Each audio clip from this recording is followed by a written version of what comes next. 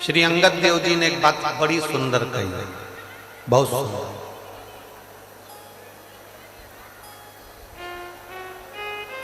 गुरु नानक देव जी जिस बात को कहते रहे, जिस बात का वर्णन करते रहे,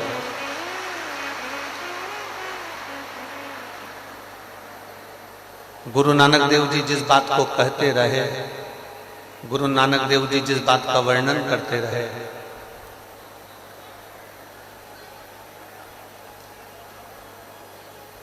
उस बात को श्री अंगद देव जी ने बड़ी सुंदर भाषा में कहा, बड़ी सुंदर भाषा।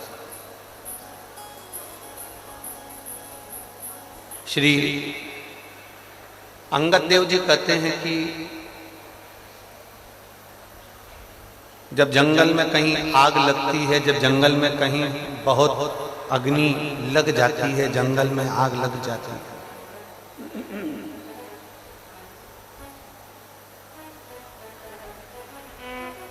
और जंगल में जब आग लगती है तो जो हिरण है वो हिरण जंगल से भागता है।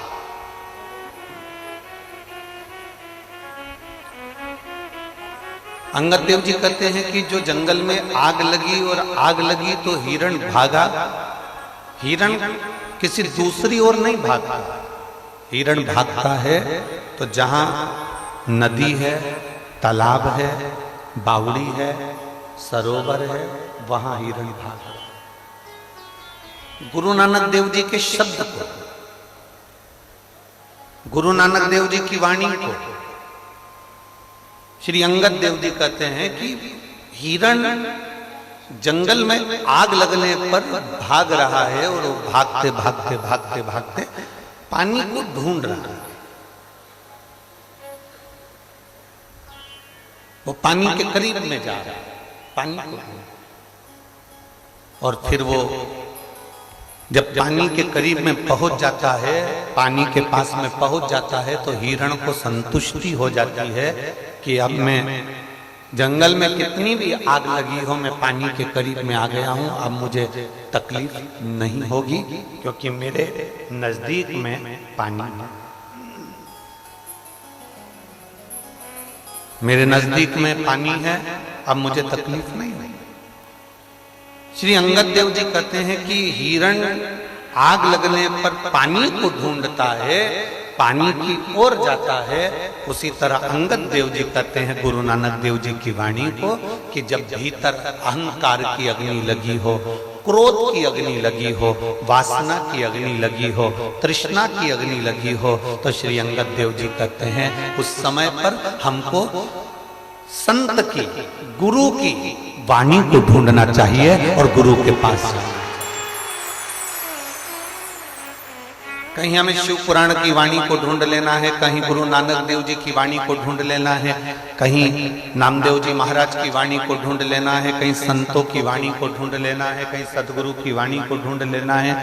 जब हम किसी सदगुरु, संत, साधु, सन्यासी, तपस्वी, साधक, उपासक के करीब में चले जाते हैं तो हमको फिर भय नहीं।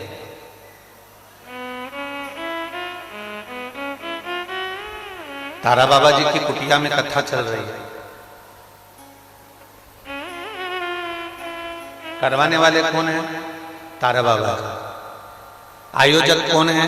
तारा बाबा। करवा कौन रहे हैं? तारा बाबा। किसके घर में बैठे हो? बोलते जाओ जम के, तारा बाबा। रोटी किसकी खा रहे हो यहाँ 7 दिन रहकर? तारा बाबा।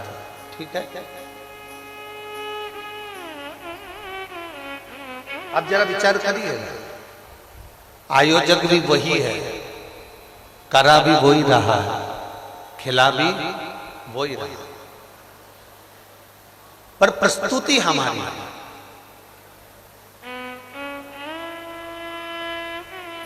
दिख हम रहे हैं, वो दिखता नहीं है।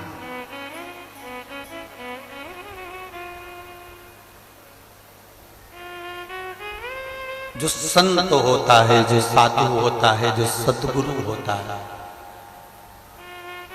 वो सम्मुख में नहीं आता, वो पीछे से टेका लगाकर कह देता है कि लो जाओ, तुम्हारा ये काम हो जाए, जाओ तुम पहुंचो, तुम्हारा ये कार्य हो जाए। कभी तुम्हारे सामने आकर तुमको भरकर 2-4 लाख रुपए कोई गुरु नहीं देगा। बहुत अच्छे से सुन लेना जरा, बहुत समझदारी की कथा है। कोई गुरु, कोई संत, कोई साधु, कोई सन्यासी, कोई तपस्वी, कोई साधक, कोई उपासक अपनी तिजोरी में से 2-4 लाख रुपए निकालकर तुमको कभी नहीं देगा, कभी भी नहीं देगा। क्यों? क्योंकि गुरु, संत, साधु तुमको भिखारी नहीं बनाना चाहता, वो तुम्हें मेहनत करना सिखाएगा और मार्ग बता देगा कि वहां चले।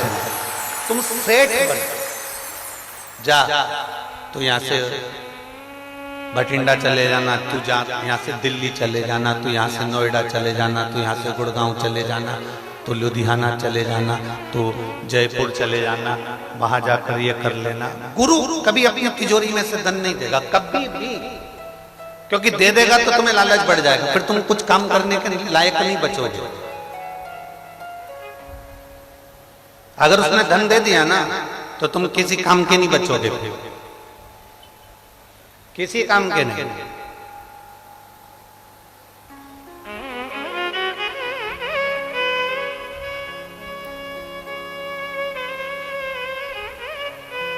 एक चेला, हम पहले इस कथा को बोल चुके हैं, तो उसमें आपके स्मरण में रहा होगा, उसके स्मरण में आपको आएगा। एक चेला, उसकी बहन की शादी है, और बहन की शादी है और उसको आश्रम से जाना है। अब गुरुजी से कैसे कहे कि मेरी बहन की शादी है, फिर भी उसने मन करा कि मैं अपने गुरुजी से ये कह देता हूं कि मेरी बहन की शादी। गुरुजी के पास में इतनी सारी प्रॉपर्टी है, गुरुजी के पास में इतना बड़ा मठ बना हुआ है, इतना बड़ा आश्रम बना है, तो गुरुजी मेरी बहन की शादी में 2-4 लाख रुपए, 25-50 हजार रुपए दे दे। शिष्य ने गुरुजी से कह दिया, गुरुजी मेरी बहन की शादी है, मैं कुछ दिन के लिए जा रहा हूं, चले जाऊं? गुरुजी ने कहा चले। गुरुजी हम बहुत गरीब हैं, हमारी परिस्थिति ठीक नहीं है, हमारी परिस्थिति ठीक नहीं है, चले जाओ। चल। गुरुजी लड़के वालों ने डिमांड भी बहुत करी है, और हमारी इतनी औकात नहीं है। गुरुजी ने कहा ठीक है चले। अब शिष्य ने कितनी बात घुमा घुमा कर गुरुजी को बताई, पर गुरुजी ने एक बार भी नहीं किया कि अंदर से तिजोरी खोल के 5-50 हजार रुपए दे दो, चले जा। नहीं। अब वो जाने लगा तो गुरुजी ने आवाज लगा कर कहा, सुन, सामने एक झोला रखा है, उस झोले में 5 किलो अनार रखे हैं। अब चेले ने सोचा, माथा भड़ीकू, अनार को क्या करना, शादी में अनार का क्या काम है? झोले में अनार रखे हैं, वो लेकर चली जा तेरी बहन की शादी में। अब गुरु ने उसको अनार दे दिया। चेला अपने गुरु को कोसता जा रहा है, कैसा गुरु है, इतनी प्रॉपर्टी, इतना दौलत, इतना धन है, इतनी जायदाद है, इतना पैसा है, चांदी के गिलास में गुरुजी दूध पीते हैं, चांदी के कटोरे में रोटी खाते हैं, इतना धन, और गुरुजी ने मुझे दिया क्या? केवल 5 किलो अनार। और उस 5 किलो अनार का मैं करूंगा क्या? चला।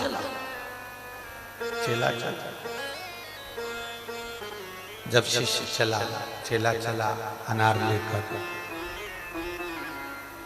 चलते चलते बीच रास्ते में थोड़ा रुका। बाहर की आवाज खोल रहा है, अंदर की खोलो। बीच रास्ते में चेला रुका। जब बीच रास्ते में चेला रुका, तब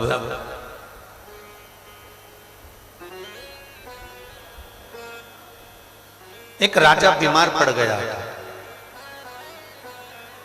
और राजा जब बीमार पड़ा तो वेद जी ने उसको देखा था, डॉक्टर ने उसको देखा था और वेद जी ने कहा था कि इसको जो दवा दी जाएगी वो दवा अनार के रस में दी जाएगी। इसको जो दवा देना है वो अनार के रस में देना, अनार के रस। राजा ने अपने नगर में अनार दिखवाया पर अनार मिला। राजा ने सब दूर खबर पहुंचाई कि कहीं अनार मिले तो देखो, उसमें मुझे दवा लेना, उसमें मुझे औषधि लेना। अनार नहीं मिला। दूत ढूंढते ढूंढते राजा के सैनिक जंगल में पहुंच गए। जंगल में ये व्यक्ति सो रहा था, शिष्य सो रहा था और उसके पास में झोले में अनार रखे थे और उसने वो अनार लेना चाहा, उसने वो अनार मांगा। शिष्य ने कहा ये मेरे गुरुजी ने दिया है, मेरी बहन की शादी के लिए गिफ्ट है। अरे राजा बीमार पड़ा है, लाओ ये हमको दो। नहीं नहीं नहीं,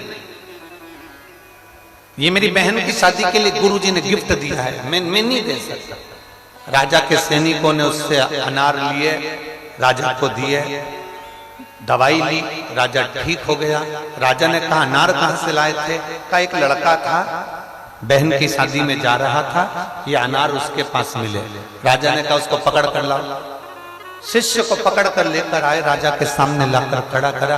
राजा ने कहा आपके अनार से मेरी बीमारी ठीक हुई है, आपके अनार से मेरा रोग ठीक हुआ है, आप चिंता मत करो।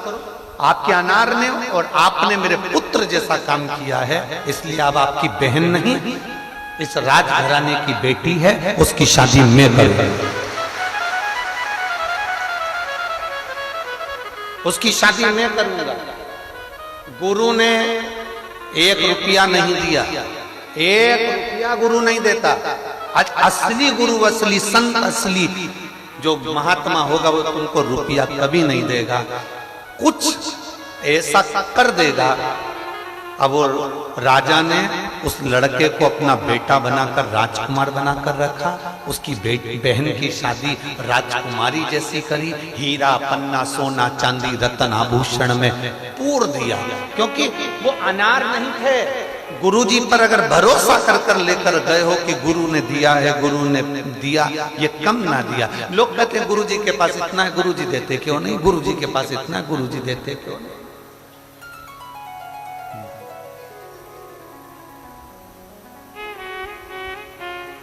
गुरु धन नहीं देता कभी भी, संत सतगुरु कभी धन नहीं देगा।